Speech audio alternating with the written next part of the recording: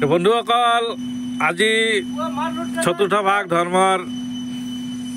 আৰু আজি শেষ ভাগ ধৰ্মক লৈ যিটো প্ৰশ্ন আছিলে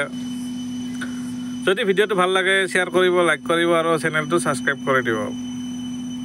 এতিয়া কথা হ'ল ধৰ্ম কি এই প্ৰশ্নটোৰ উত্তৰ আমি বিচাৰি আছিলোঁ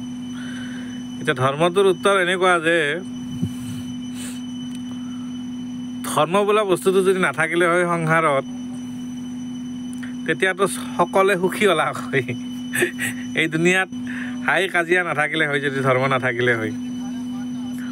কাৰণ ধৰ্মৰ নামত বহুত হাই কাজিয়া চলি আছে ধৰ্মক লৈ বহুত তৰ্ক বিতৰ্ক হয় সেইবিলাক নহ'লে হয় আৰু নেক্সট কথা ধৰ্ম আছে যদিও ধৰ্মৰ কিছুমান নিয়ম নীতি আছে এই নিয়ম নীতিয়ে কি কৰিছে মানুহখিনিক কিছুমান কুকৰ্মৰ পৰাও বিৰত ৰাখিছে এইটো এটা ধৰ্মৰ আচল গুহ্য ৰহস্য এতিয়া ধৰ্মটো কেনেকুৱা বস্তু গাখীৰ আৰু মদ যোনে ধৰ্ম পালন কৰিছে সি গাখীৰ খাই আছে আৰু যোনে ধৰ্ম পালন কৰা নাই সি মদ খাই আছে ধৰ্মৰ নামত সেনেকুৱা কথা গাখীৰটোৰ পৰা খালে যেনেকুৱা এটা শক্তি অনুভৱ কৰে সেইটো কিন্তু লাহে লাহে আহিব সেইটো শক্তি সেইটো তৎক্ষণাত দেখা পোৱা নাযায় কিন্তু মদ খালে কি হ'ব শক্তিটো তৎক্ষণাত আহিব একদম গৰম হৈ যাব ভৰি দি খোজ কাঢ়িব নোৱাৰে কিন্তু গৰম গৰম কথা ওলাব এইটো হ'ল ধৰ্মৰ নিয়ম যিবিলাক মানুহে ধৰ্মক নামানে বা ধৰ্মৰ এনে নামত ধৰ্মটো পালন কৰি আছে সেইবিলাকৰ কথাবিলাক সেনেকুৱা হ'ব আৰু যিবিলাকে ধৰ্মক মানিব ধৰ্মৰ নিয়ম নীতিত চলিব সেইবিলাকে গাখীৰ খোৱাৰ নিচিনা ধৰ্মৰ কি কৰিব অমৃত পান কৰিব ধৰ্মটোক আমি মেইনলি দুটা ভাগতে ভাগ হয় ধৰ্ম আৰু অধৰ্ম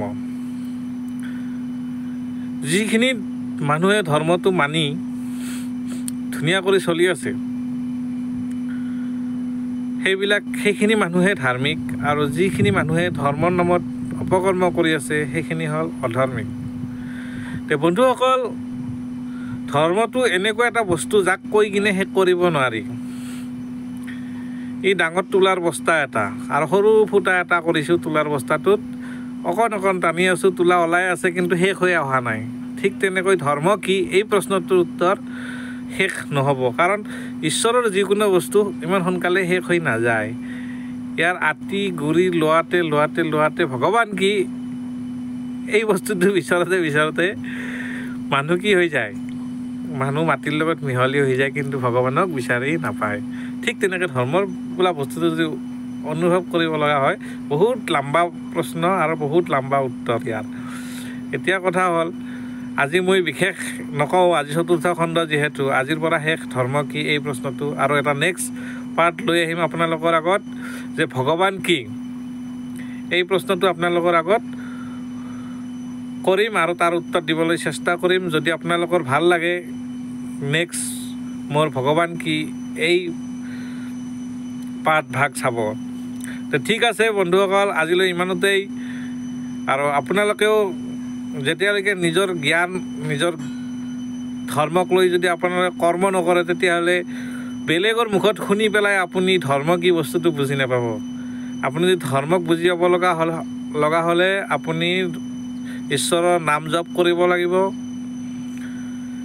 ঈশ্বৰক উপাসনা কৰিব লাগিব মনত দৃঢ় বিশ্বাস থাকিব লাগিব ভক্তি কৰিব লাগিব তেতিয়াহে ধৰ্ম কি এই বস্তুটো আপোনালোকে বুজি পাব এই যিবিলাক কিছুমান নিয়ম নীতি বান্ধি দিয়া আছে ধৰ্মৰ নামত এইবিলাকতো এনেই বান্ধি দিয়া নাই না আগৰ দিনৰ মানুহবিলাকে পুৰণা শাস্ত্ৰবিলাকেতো এনেই বান্ধি দিয়া নাইতো এনেই লিখি দিয়া নাই শাস্ত্ৰখনত যে এইটো নিয়ম কৰিব লাগিব এইটো নিয়ম কৰিব নালাগে ইয়াৰ কিছুমান গুহ্য তত্ত্ব আছে গুৰুত্ব সহকাৰে যদি আপুনি ভাবি চাই কথাটো বুজি পাব তাৰমানে প্ৰত্যেক বস্তুৰ এটা সংখ্যাত এটা কি হৈ আছে এটা গুপ্ত ৰহস্য সোমাই আছে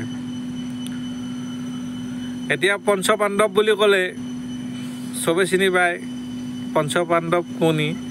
কিন্তু ষষ্ঠ পাণ্ডৱ ক'লেতো চিনি নাপাব না ষষ্ঠ পাণ্ডৱ আৰু কোনি আছিলে ষষ্ঠ পাণ্ডৱ সেই ষষ্ঠটো লুকাই আছে না ঠিক তেনেকুৱা ধৰ্মটো লুকাই আছে ধৰ্মৰ মূল আঁতি কৰি